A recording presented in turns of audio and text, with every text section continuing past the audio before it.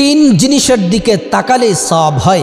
ইসলাম যে শ্রেষ্ঠ ধর্ম, সবচেয়ে সুন্দর ধর্ম, এই হাদিসগুলা পড়লে, এই হাদিসগুলা দেখলে কলিজা ঠান্ডা হয়ে যায়।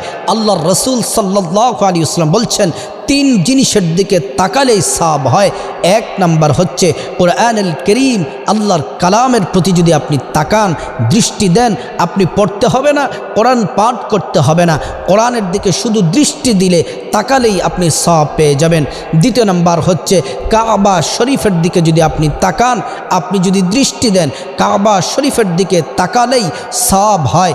তিন নাম্বার হচ্ছে পিতামাতার দিকে নেক নজর দিলে, আপনি যদি আপনার মা বাবার প্রতি যদি আপনি নেক নজর দেন, আপনি যদি আপনার মা বাবার প্রতি যদি শুধু তাকান, আপনার আমলনামার মধ্যে একটি ওমরার সওয়াব পেয়ে যাবেন এবং একটি কবুল হজের সওয়াব আপনি পেয়ে যাবেন।